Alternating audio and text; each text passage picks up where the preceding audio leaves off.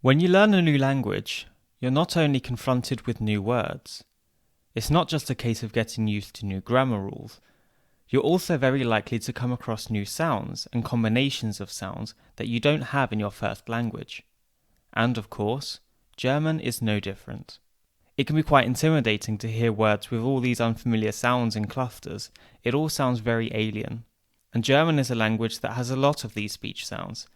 We have words that start with PF, like Pferd, or GN, like Gnade.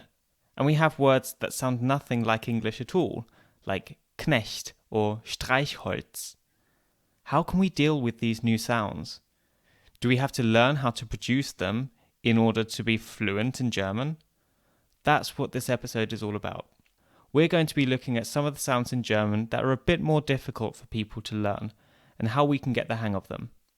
So let's do it. Let's crack on with the show.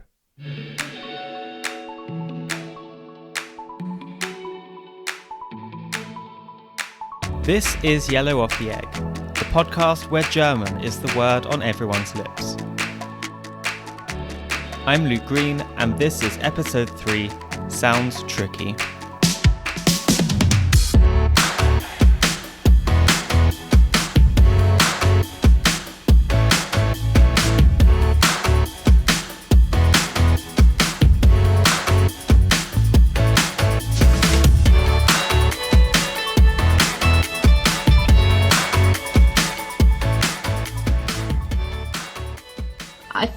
In general, you always start from your first language, and everything which is different from your first language, this is a challenge.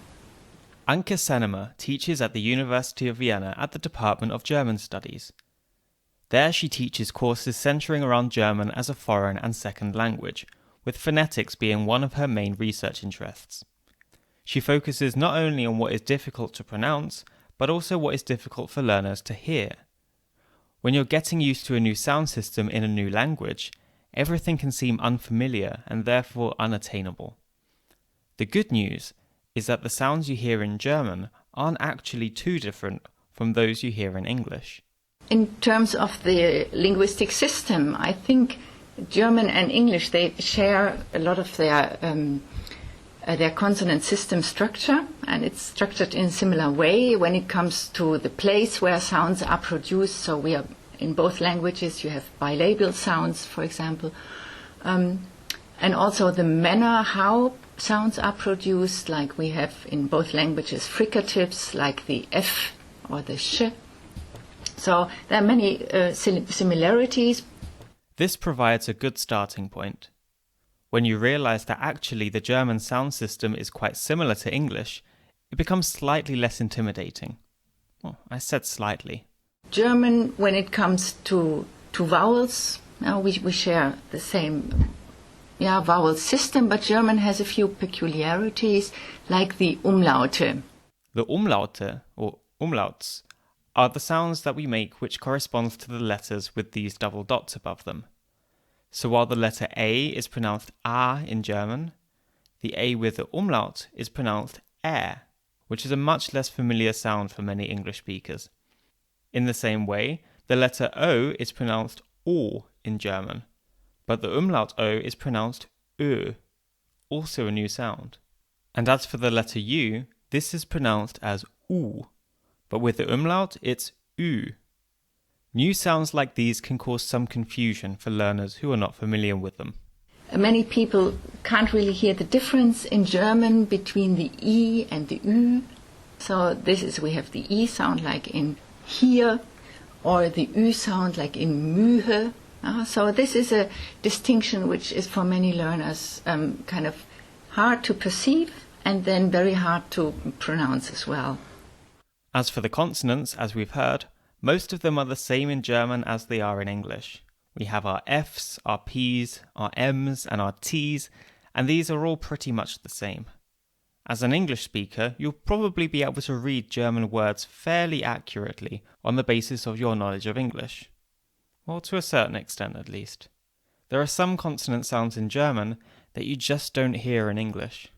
When it comes to consonants, a friend of mine, he's English, he learned German for a couple of years now, and even though he's really, really very good, but when you catch him at a moment where he doesn't pay attention really, he still makes this, or still finds it hard, the sh, this ich loud we call it, and he always use like ich.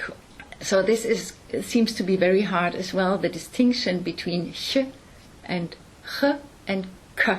So I think, especially when you have an English language background, very often you say, you replace the sh by k. So it's not ich, but ich. So and I think this seems to be a difficulty as well. In German, where you see a ch in writing, this can represent a number of sounds. The most common are the sounds heard in ich and in Buch, so ch and ch. These are both fricative sounds that do not really occur in English. A lot of the time, learners deal with unfamiliar sounds by falling back on the sounds they already know from languages they already speak.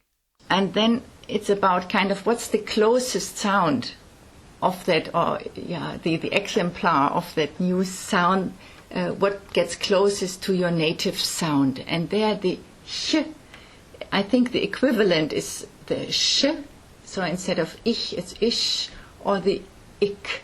I'm getting reminded more often like of the huge Turkish-speaking community in Germany, and this is a feature they use, like the ich gehe, for ich gehe.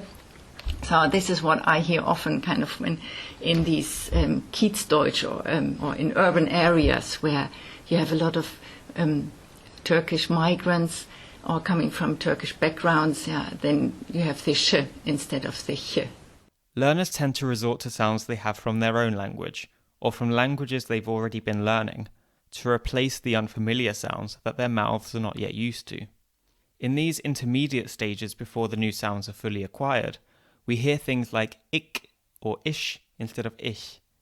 And to be fair, these are valid pronunciations of ich, even among native speakers. In certain parts of Germany, you might hear people say ik or ish depending on the region. However, even if this wasn't the case, it's unlikely that this would be a huge problem if you can't get the hang of the sh sound. It's not important for the general, kind of for general understanding, because you have the sentence, or you have the word around your segment, around this sound, you have the word, the sentence, and the whole context. So it's only very seldomly, I think, that fine phonetic detail really, really makes a difference, because you don't use words in isolation. You have always the context with it. So I don't think it really impedes understanding conversation. Still, even though it might not be the most necessary thing in the world to acquire all of the sounds of German and be able to produce them exactly how a native speaker would, many speakers of course would like to sound as close to first language speakers as possible. So if you're struggling with the sh sound, or you're trying to teach someone this sound who's struggling with it, here's a little tip for the English speakers out there. The English language actually holds a secret. We actually do have this sound in English, but only in a few words. Take, for instance, the word huge. If you pronounce it very slowly and exaggerate the sounds, huge, you can hear it at the beginning. We actually pronounce this H not as h, but as sh, so huge. So if you keep saying this word out loud and really exaggerate this first sound, like huge, you should be able to notice after a while how your mouth feels when you produce that sound. You can try adding vowels to the beginning of the word as well to get used to the sound in different contexts. So we can add I at the beginning, so ich huge, so the word then contains ich at the beginning. Maybe that helps some of you who are struggling with that sound. So in addition to new vowels like the umlauts, we have the new consonant sounds sh and ch, among others. But even the familiar sounds can cause trouble if they are combined in unfamiliar ways. In terms of consonants, there are a couple of consonants which are different, but as well kind of the phonotactic rules, kind of what is allowed which combinations are allowed in the language, and there are some differences between English and German. Like, you had this example here of the village in Lower Austria. It's Gschwend, G-Sch-W, Gschwend, and I think this is a rather unusual construction when in English. So this would be kind of when these consonant sequences occur at the beginning of a word, and also when they occur at the end of a word, like when you look at the 4 seasons and the German Herbst, autumn, has this combination of a fantastic 4 phonemes at the end, the Herbst, and if you put this in a sentence like die Launen des Herbsts in the genitive, then you have even a 5th one, and this really makes it hard for learners of German, kind of. So this, I think, is quite a challenge for learners. People are generally implicitly aware of the phonotactic rules of their own language. That is, the rules which govern which consonants can form clusters. A lot of the clusters that exist in German are simply not allowed in the English sound system. That's why there are German words that start with clusters like st, like in Szene, pf, like in Pferd, or kn, like in Knopf, or even less common ones like pst, like in the company name Ständig. This can seem a little terrifying because you don't get this in English. In fact, if you consider English words like knee or knock that are spelt with kn, this kn used to be pronounced as kn, just like in German. Over time, this combination fell out of practice in spoken English, and such clusters became simplified. So although we don't have kn in English anymore, you can see from the spelling that it wasn't always this way. So what are some of the ways that learners can get around these new and difficult clusters? I think in terms of clusters, you try to break them up, make them more easy, more understandable for yourself. Kind of a cluster, you insert vowels. You break them up. Instead of a Pfund, you say Pfund. Yeah, you insert a schwa there. So it's kind of insertion of vowels. You break the clusters into their parts and kind of put a vowel in between them. Yeah, or you leave sounds. Kind of you leave out sounds. Yeah, kind of you see a very complex cluster. You see Herbst, and you panic and you say Herbst, and without the R, this is perfectly. It's no problem. And if you talk about Herbst and summer, Herbst and Sommer, pardon. This won't be a problem. So you leave sounds out, kind of, you simplify them. Yeah, this is another way in terms of dealing economically with this load of sounds you have to produce. So just make it easier, leave some of them out, and try to concentrate on the main sounds. So this could be a strategy, and then kind of the insertion of vowels. Another strategy is kind of talk faster. Sommer und Herbst. That you think, if you're quick, and you can kind of, nobody will notice that you don't pronounce them properly, sound by sound. This might sound like cheating. Just speak faster and leave out some of the sounds, and hopefully no one will notice, and you'll get away with not pronouncing the whole cluster as it should be.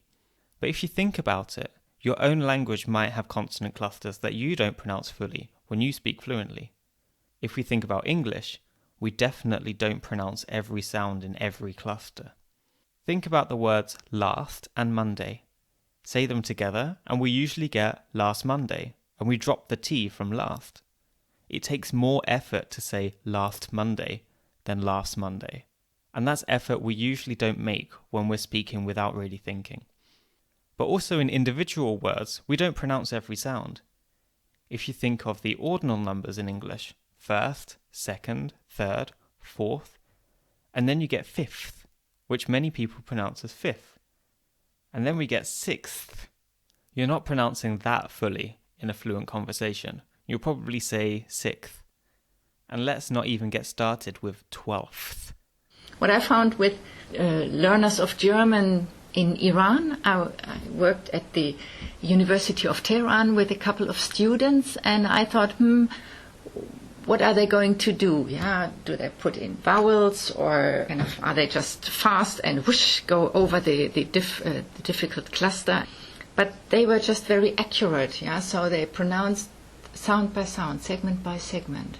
So you could do this as well, just because you want to make sure you don't miss anything out. You don't want to miss a difficult sound. Yeah, so you do sound by sound. Yeah, but in the end, this is much more difficult than for understanding that kind of keeping the word fluent.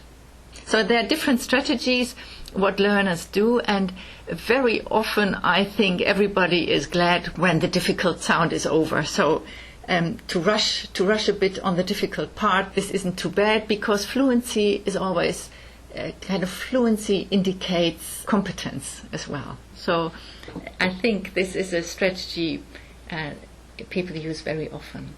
It seems to be the case that fluency can be hindered in some respect by trying to pronounce every single sound, whereas leaving the odd sound out or simply glossing over them in faster speech can give the impression of greater fluency.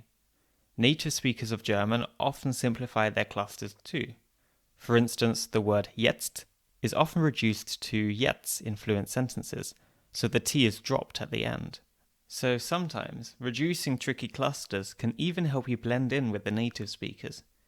Still, even the simplest of consonant clusters can be tricky, especially if they're unfamiliar and if your native language doesn't allow them. Take for instance the Vietnamese language, which Anke examined in a study of hers. In the Vietnamese language you don't have clusters at all. And for them it's really hard to pronounce clusters in German. So what they did is they could distinguish the sounds very well. They had problems distinguishing clusters in the coda position at the end, when it came at the end of a syllable, at the end of a word. Then it was a problem for them to distinguish the sounds, because in Vietnamese the end of it, the final part of the syllable, you don't seem to pronounce it that accurately. If you come from a language which doesn't have clusters at all, or doesn't have clusters in a certain position, any combination of consonants can prove to be a challenge, whether it's something simpler like pf or kn, or whether it's something more complicated like in Herbst or Szene. But then there's also the question of perception. If you come from a language without certain sounds or clusters, there's the matter of being able to produce them, but can you hear them and distinguish them in the first place? Earlier we heard the example of the vowel sounds I and U, like in the German words for bee, like the insect, and stage, so Biene and Bühne. For me, I struggled to distinguish the sounds U and U, and their short versions U and U. For instance, in the words for print and push, these being drucken and drücken. I just didn't hear the difference between the two. Drucken, drücken, drucken, drücken. And because I couldn't even tell them apart, I didn't feel that there was much hope for me to be able to actually produce them myself. The question is always what comes first, Is it perceiving the difference? Is this important? Or can you say, well, maybe I can produce sounds and you don't rely so much on your ear. But usually you start from the beginning, you have to perceive differences first, and then you are able to make them yourself as well. So how can we get over this first hurdle of even hearing a difference between similar sounds?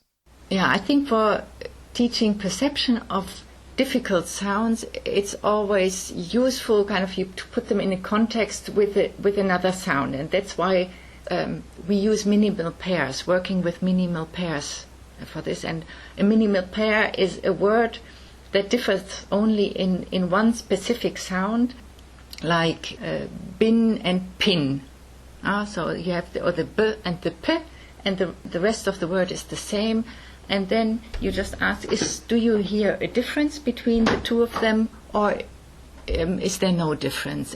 So for the difference between similar sounds, minimal pairs like drucken and drücken, or muster and müster, are key.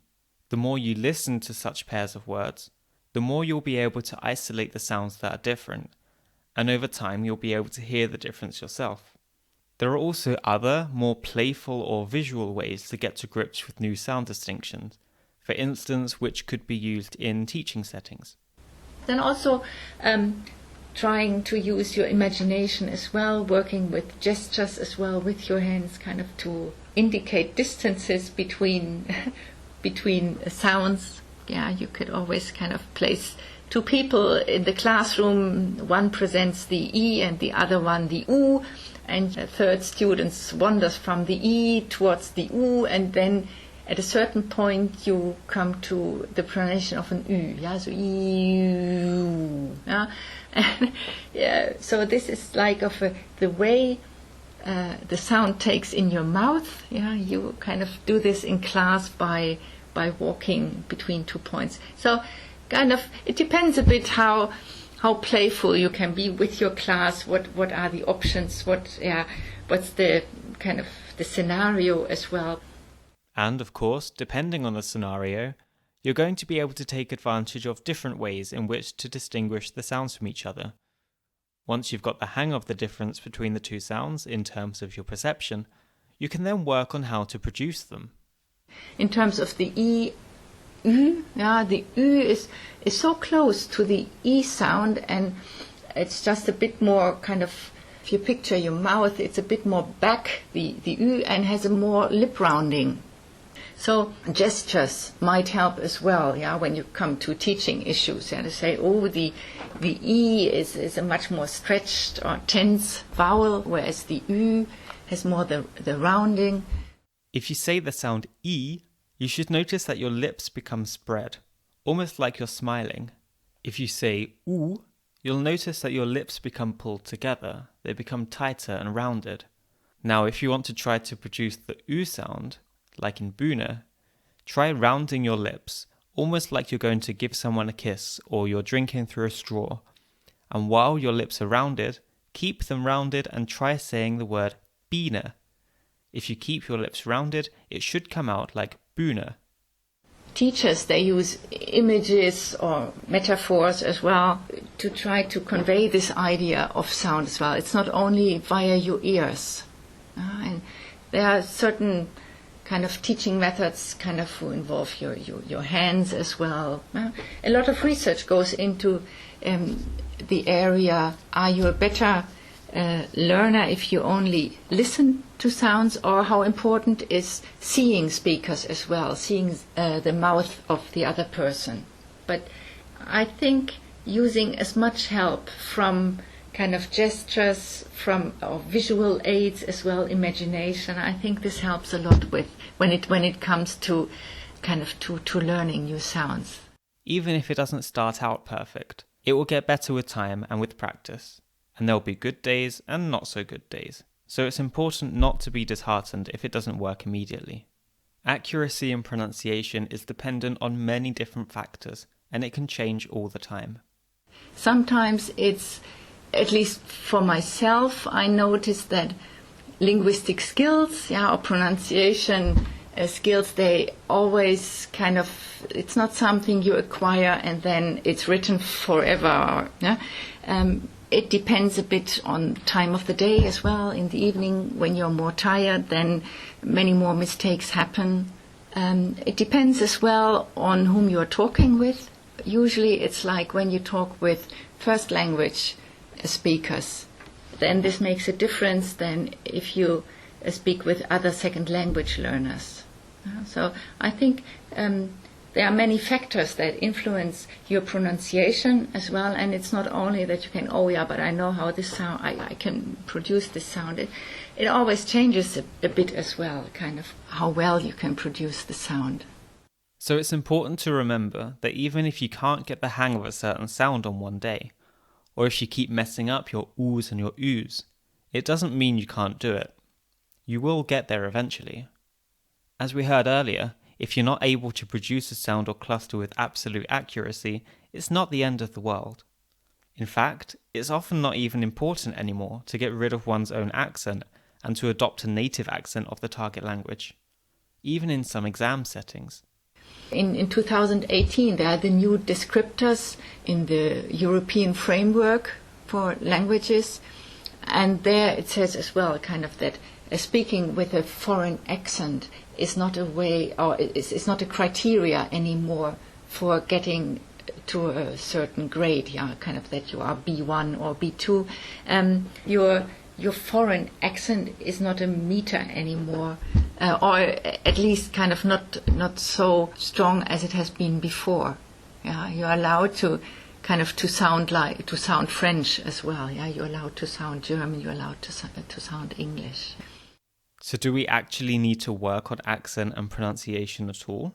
It's sort of your ticket, your entry into conversation in a foreign language. And it also reflects your own identity. So therefore, I think correct or being able to be understood has a very high priority. So it's more dependent on how you want to come across, whether you want to make it obvious what your first language is as part of your own identity, or whether you want to assimilate and integrate yourself more with the native speakers of German. But in addition to that, while we might still be understood if we don't acquire all these German sounds, it can certainly make it easier if we do. If nothing else, it's a challenge that's extremely rewarding to take on. To be able to produce a German consonant cluster in a fluent sentence for the first time, or to be able to produce the German sounds with such accuracy that you pass as a native speaker, there's a certain feeling of accomplishment that's hard to deny. So is there a key to acquiring native-like pronunciation?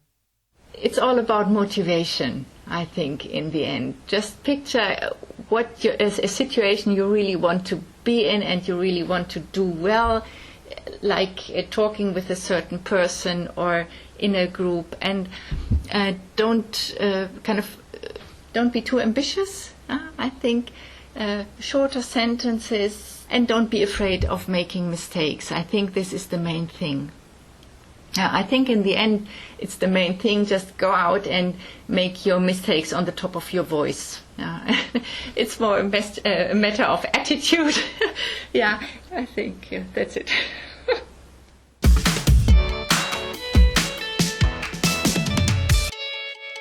Thank you so much to Anke Sennema for joining me for this episode. You can find more information about her and her research by going to the Yellow of the Egg website, that's yellowoftheegg.com, and going to the page for this episode. I'll put up links to her web pages and her email address if you want to get in touch with her. She's also one of the authors of a book that came out recently, which is about multilingualism in schools and why it's a good thing as opposed to a threat. It's called Deutschpflicht auf dem Schulhof, warum wir Mehrsprachigkeit brauchen. The book is in German and is part of the Duden collection of publications. It's available to buy now. I'll put the information on the podcast website along with information about other publication of hers, so please do check that out, it's definitely worth it. If you like what you've been hearing on this podcast so far, please support it by subscribing for free wherever you get your podcasts, and by giving it a positive review and a 5-star rating. That would really help keep this going. And of course, spread the word, tell your friends, and help get this podcast out to as many people as possible. We've got lots of really interesting topics coming up, so it's worth sticking around. If you want to get in touch, you can send an email, yellowoftheegg.podcast@gmail.com. You can also find me on Instagram at YOTE-podcast, that's YOTE podcast. So with all that being said, thank you so much for listening, and until next time, macht's es gut, Servus aus Wien.